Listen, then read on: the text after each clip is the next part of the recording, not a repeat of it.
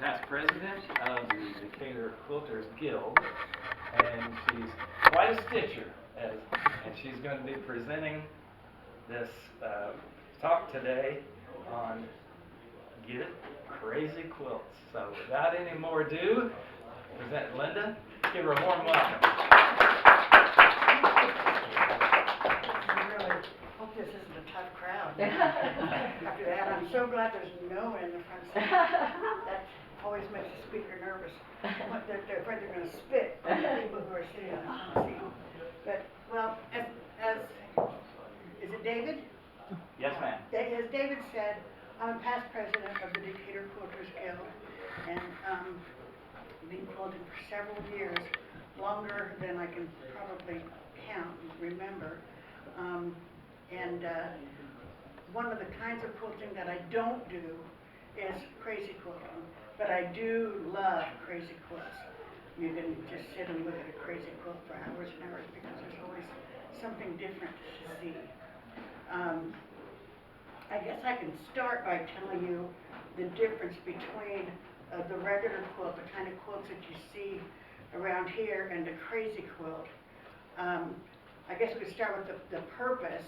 And if at any time you have a question, just go ahead and ask me. I'll give you some time afterwards to ask questions. But if you're confused about something, just give me a wave because we're a real small group. Thank God. But traditionally speaking, our ancestor grandmothers made quilts out of the fabrics that they had left over from making their family's clothes. And they would collect them into bags or boxes or whatever they happened to have. And when they had enough scraps of fabrics, they would make a quilt. And then find something to put in the middle of it, and then put something on the back of it, stitched the 3 layers together, and voila, they had a quilt that was intended to be put on a bed for warmth, especially like on the prairie. During the mid to late 1800s, there came this idea that those scraps could be used to decorate, to create decorative pieces that were textiles. A man by the name of Charles Eastlake wrote a book called Hints for the Household Taste. Sounds like a weird thing, but his theory was that he was an artist, and his theory was that women should spend their time, instead of creating their homes as places just to live, they should be show places. And they should take whatever means they have to their disposal to create works of art that they make themselves for their home. And at that time, with the world being the way it is, with women's roles in certainly in all societies, I suppose, not just American society,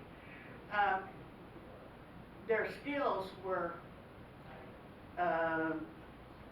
promoted towards handwork, needlework, household textiles.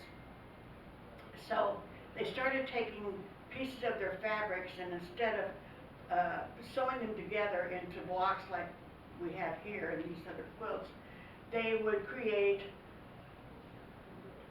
sloppy stuff. Just throw it down and stitch it down. And they used it to make dresser scarves, piano covers for the wealthy who had pianos, pillow shams, and I just happen to have a pillow sham. I wanted to show you this pillow sham. This is not mine, unfortunately. This belongs to a friend of mine. She loaned it to me for purposes.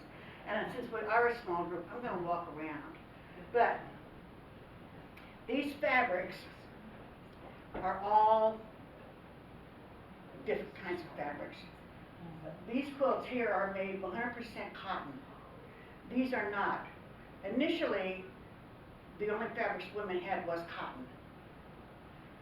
For everything, they had their cotton blouses, their dresses, their aprons, their men's shirts, so they had cotton. But the women on the East Coast, specifically on the East Coast, they had more access, or better access, to some of the other fabrics. They could afford them because they were city dwellers, city workers.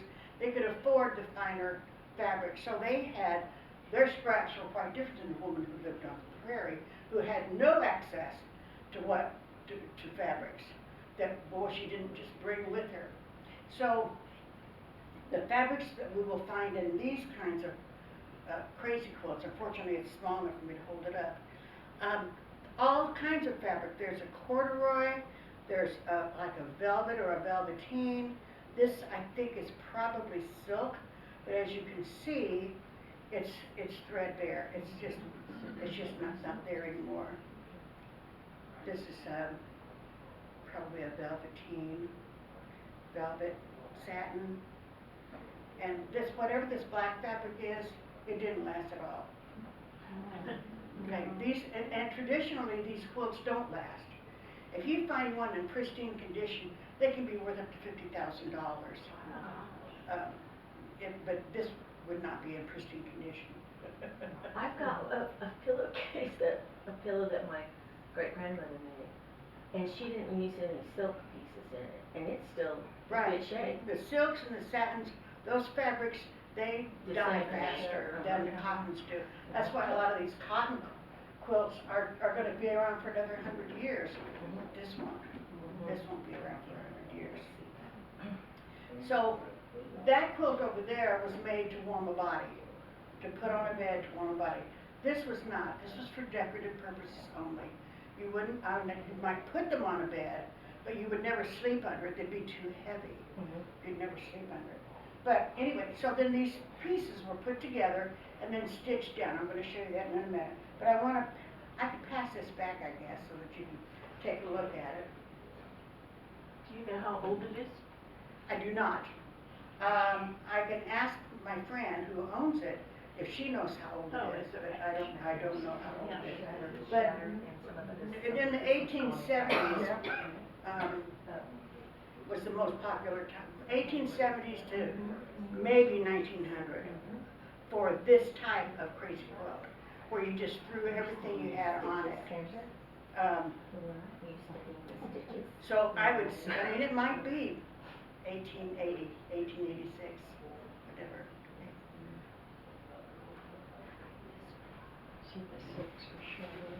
So since it wasn't considered a piece of artwork, the stitches is what made it the artwork. That's what I wanted to show you, how this was constructed. Yeah. Zigzag.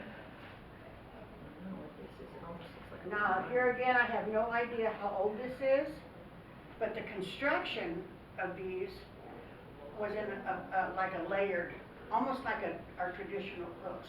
They were layered. This particular one is, I think this is called gross grain, this kind of fabric that's on the back, okay, a gross grain. And then this would be overlapped, these both pieces would be overlapped, turned the raw edges under, stitch them down, baste them down. I'm going to triple in that cord and fall on my face. Okay.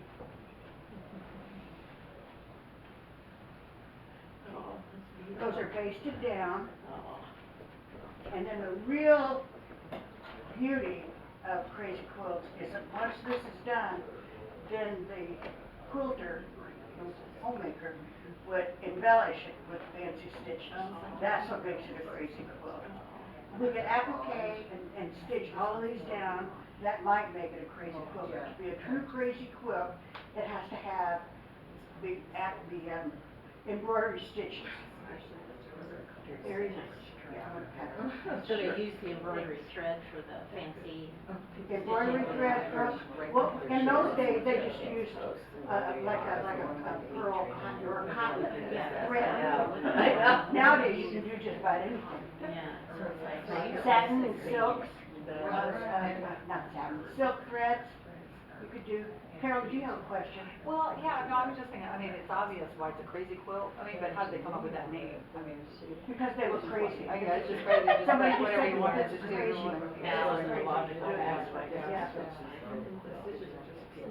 I'm- But it was beautiful. I know, but it told a story Oh, about I'm sorry. everybody in their lives. One was in the Navy. This is all white ones. Here's another one. Now this one has some stitches started on it. I'm gonna pass this one back too. I don't know what those stitches are called. I am not an embroiderer. I'm sorry. Okay. I am not an embroiderer. I'm an appreciator. I appreciate them, but I do not do it. I just love them. So here's the stitches here. For whoever owned this, whoever did this, had just started on it. Oh, yeah, because these are plain edges, so they hadn't started the chicken feet and the Right. snowflake design and crisscross and This everything. even- Yeah. See, these are all, and this one's like, it was turned under, but it has since died, and it just fell apart. Yeah, she probably got tired of it. Yeah. Well, But, oh, she passed. oh, yeah, yeah. Yeah. Here's the stitches. And it's not just these stitches, there are multiple, hundreds of stitches.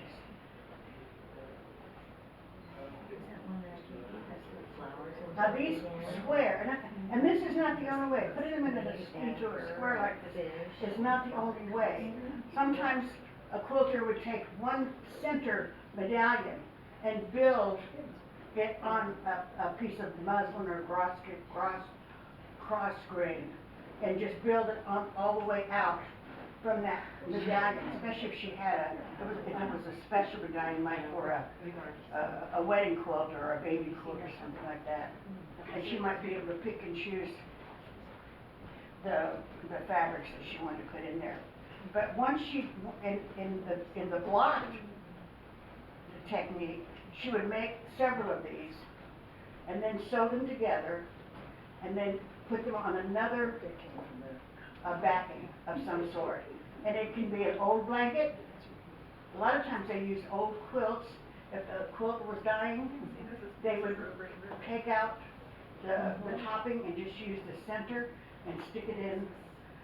My grandmother had a quilt, and I don't know what happened to it, that somebody in her family had made, and on the inside for the batting was an old quilt. Oh, yeah, that's So awesome. they did that too. Our ancestor grandmothers didn't waste anything. They couldn't afford to waste anything. I was mentioning to you, my grandmother in Kansas, they used feed sacks and flour sacks for their, for a lot of their quilts. Yes, and dresses too.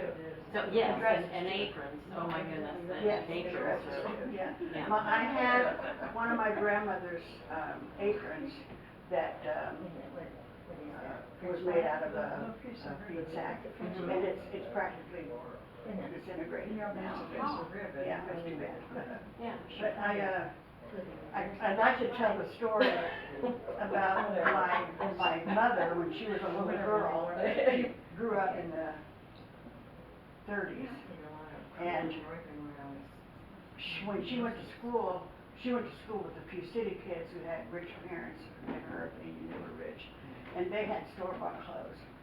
My mother had clothes made out of flour sacks and feed sacks, and she would go with my grandmother to when she purchased the feed sacks, and Mom got to pick out what her dresses were.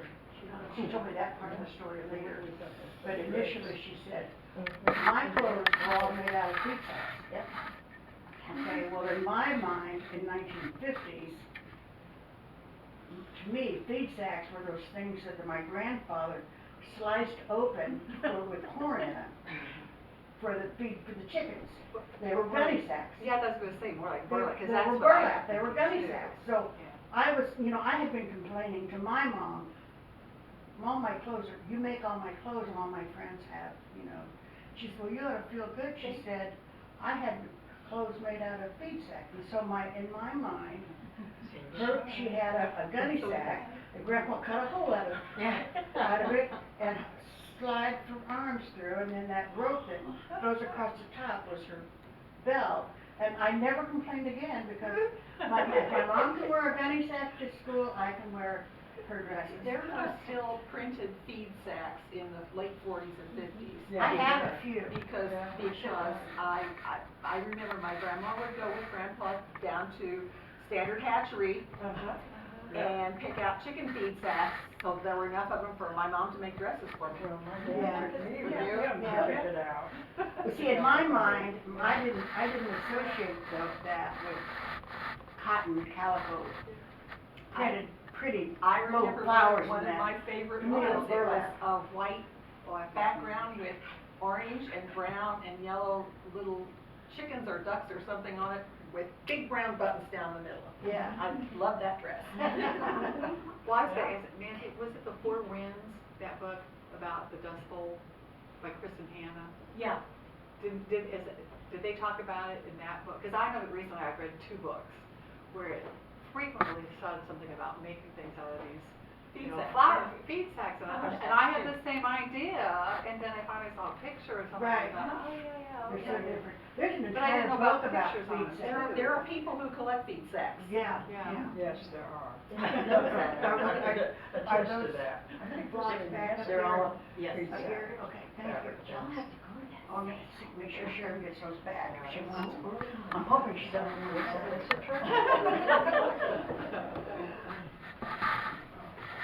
Okay, so the Crazy Quilt is all about the decorative stitches that make it unique. Okay, a woman's worth in those days was based on her value as a homemaker. Let's face it, that's the way that it was. So the nicer her stitches, she could just display them, and people took pride in them. Husbands took pride in the work that their wives could do, and everybody was happy, except the woman.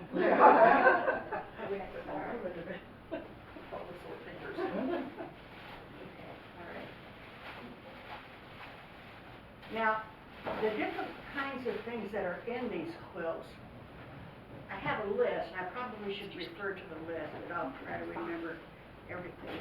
But, sometimes let's see, this one here. This right here was created, I'm guessing, by the quilter. She took a piece of fabric, this feels like a Velveteen, yeah. mhm. Uh-huh. And she embroidered something on it. And she made that part of the quilt. And then here's some initials over here. Horseshoe, and there's initials here. There's initials, there's often a date L, that she made it. J, A. This has Edith on it, you see this one with Edith on it, Yeah. right there? Oh, yeah. And this one was made in blocks, block form. So does that mean you don't have to have it on a frame to do the stitching, or what? No, not in a frame. Mm-mm. And this quilt is registered with the Illinois Quilt Research Project. I was on the board of directors for them for several years, and so whoever owns this quilt, and I own it, okay? Whoever owns this quilt, there's a number attached. And I contact the Illinois State Museum, give them this number, and they'll tell me all about this quilt. Oh, be darned. I wonder if they researched my grandmother's. Do you, well, It's out in the car. is it registered with the Illinois Quilt Research Project? Then they wouldn't. They wouldn't? They wouldn't have it. But if you can look at this, See, there's another initial. Is that What? AB? it is reversible, yes. Oh, my gosh. Oh, Oh, Well, that's that's a beautiful. wow. Yeah. Oh, my word. That's, Oh, my goodness. wow. So does each square have an initial or a name on it? Whatever, if this were, and I don't know, if this were a friendship quilt, That's what I was like, thinking. let's say, for example, that your daughter is getting married. So all of your friends will make her a block, Yes. okay? And she'll put on it anything that she wants to put on it. A lot of times they'll put in their name and the date, but not always. They might embroider well, what was her name? Kate Greenaway in the 1880s. So she was an illustrator for children's books and that, and she caught the buzz, and she started designing patterns for little girls and boys playing in the yard, feeding the chickens, a little girl with an umbrella, just all kinds of little ones, small ones. And you could buy them, buy them online. You can buy them through the mail. You buy them through the mail, and they embroider them and then add them to it. So manufacturers really got into it, cigar and cigarette companies had special ribbons that they wrapped up their bunches of cigarettes and cigars in, and they started putting interesting colors and words on ribbons, and women would collect those and put those in. And I'm going to show you some pictures of some really interesting things to Some put. of these are painted on. See, Sally? That's That is painted on, painted, and this yeah. one's painted That's why I on. say you It's can really sit and cute. look at a Crazy Yeah, Quilt for these are hours. painted, these flowers. And But then this is more of a string quilt on the back of it. See, and here, if you can see the block, here's the block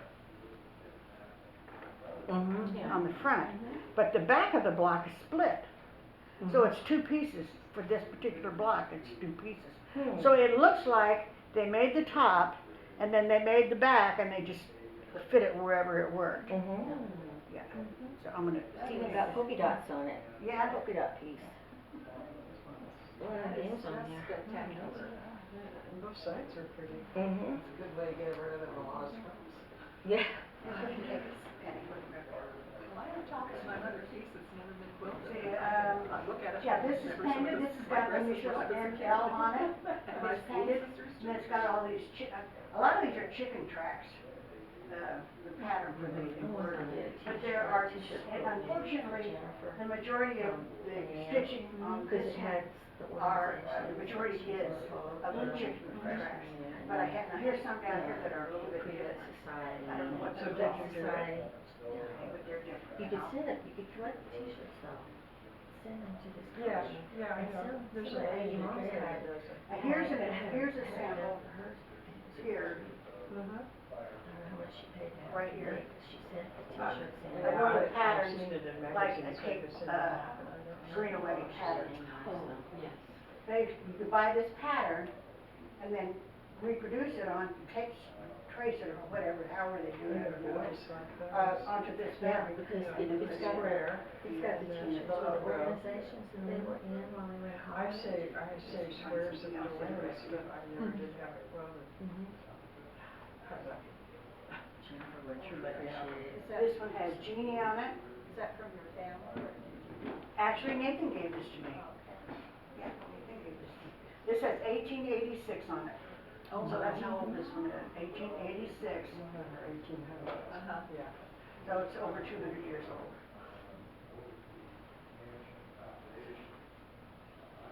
And let's see here. Now you notice some of these fabrics are in really good shape, and some of them are just, okay. Now, do you fix them?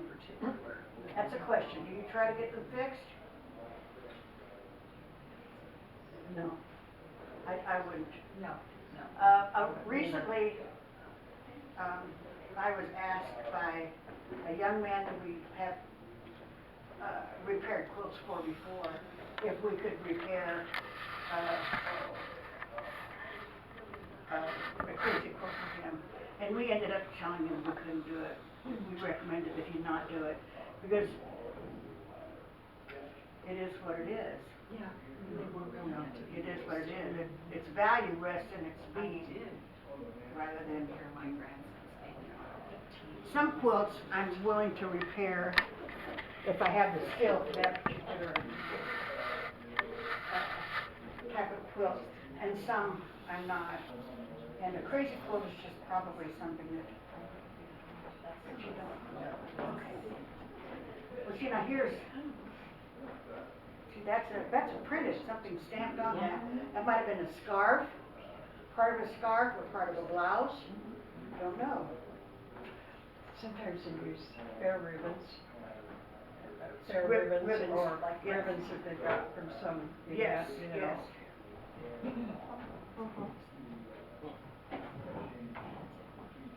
Okay, let me see here. I want to show you some pictures. First, do you have any questions about anything so far? Okay. Here's a sample. I'm going to have to come back to you. Here's a sample of what's called red work. Okay. Yeah. There's some unusual stitches. Now here's some unusual embroidery here. I'm going to take everybody to see this. Look at this. If you really look at this, there's like 20 different things in this See, picture. this looks like chicken feet, Mm-hmm. and these are like little V's, and then these are X's, then these are little crosses and V shapes. But look at this. Yeah. This is embroidered. I've done that before. Yeah. But So it here's takes the pattern. Here's the pattern for our little girl. Mm-hmm. And there she it is just- right there. Uh-huh, yeah. Here's the pattern. Here's the little girl. Here's the pattern for this. My grandmother used to use old dresses. You're gonna make me come here, aren't you? These are my best friends, so. I thought they'd ask me a question I didn't know the answer to. They're working on, yeah, they're working on it, okay. Okay, so here's the pattern. This might be a Kate Greenaway, let's see. Little girl feeding Davis, 1892. Doesn't say that it's Kate Greenaway, but it might be. Those little checks are just. I love it. My grandmother had a book that I was Yeah. I remember thinking of it. It's a shame that they used to. See, here's the pattern. Well, And impressions. Yeah, but well, they're think of it pretty as and whatever pretty. she felt like. Whatever she, and then turn the pieces under They and do such add heavy it dyeing together. with the dark colored silks, that the dye Here's just the struck me the fabric. Yeah. But they use luxury fabrics. And they weren't stored in real good condition. No. No, I'm Yeah, a whole lot of great quilts ended up being dog beds. Well, I've seen Yeah. some, when we ever get back to to the Illinois State Museum, we need to have them show Willow us in Dallas, their and it is crazy quilts, because there's one there that's just row upon row upon somebody in row. the family was in the Navy, and so they have Navy on it, and then, an anchor, and then flowers, and there's, you know, That's it's beautiful. 1888. It's And elaborate, most of like these are elaborate. from the earliest, like 1870 to 1900 some later. For these kinds of things. Yeah, so it's like they show. Oh, just keep it shut down. No, I'm saying, my daughter Did you see these? has a policy, so she cannot do This this. is Harry H. She shops eBay. RRIE, 1888. Finds incomplete. This is embroidered. Work projects. And everything else is embroidered. People are selling for $1. I've got a half-done latch hook rug. I don't want to And she buys them and frames them to save them. So just mix and half finished. Sometimes you finish them. Illinois State Museum has Yeah. these that rows. But a lot of people just have this stuff because, you know, this is what used to be did and stitches. And they died. Yes, they died. They got finished right over. That's why I made the rug. I can't begin to tell you how much stuff I've seen in the last 20 years. I have this huge tote on my crochet. Oh, yeah. Some of that. Some of these shows that you know where, some of All these these various a bunch things. of it's still in the tote, you know, and it. And then there's the, I think this is all the same quilt, just different things there. they have the home extension projects. One of them was the rooster for the seeds on it. Created around the seeds. We said, Oh, yeah. See, this is almost like one of my grandmother's, my great-grandmother's pillow. Yeah. And she uses silk stitch, so it's still on the leg. And it's beautiful. There are lots of pieces of crochet, or like stitches and our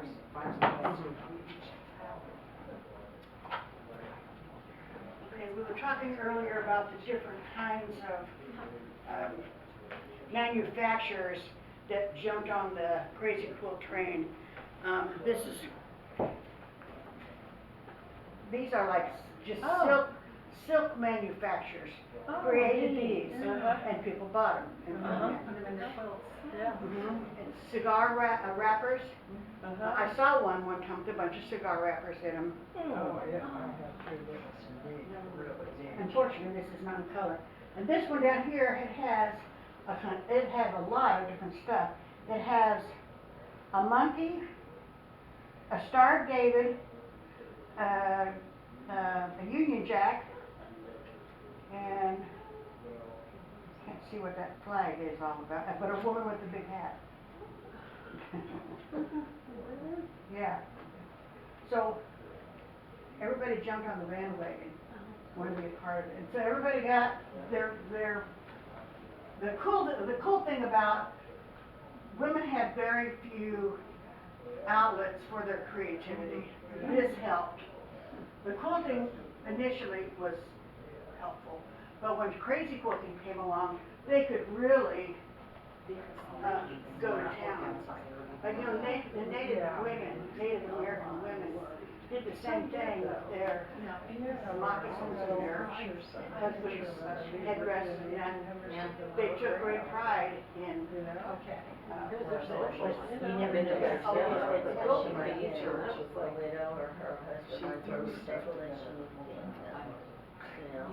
Yeah, but I mean, that was a pretty, being a secretary was a pretty prestigious job. Until the World Wars, you could sleep till nine and stay up until the very on, because they didn't have. Yeah. Yeah. Whatever they had. But because I just like did cool. Now, these are not old. These are not old. The stitches that they represent are old. But this is an entire book of nothing but these stitches. And those of you who embroider, you probably recognize almost all of these. Oh, my goodness. But think about it, if you're a woman living in the 1880s and your only outlet for your creativity is with the needle and thread, you got it made because it was encouraged. Plus, the people, not necessarily on the East Coast, but it started on the East Coast and worked its way to the prairie. A man took great pride in the fact that his wife didn't have to work, he could take care of his family. So if she had the time to do all this beautiful embroidery, she didn't have to do anything else. She was a woman of leisure because I'm in the big strong man, I'm taking care of her. But I'm sure men did take great pride in that. Okay, next door neighbor. All right, now.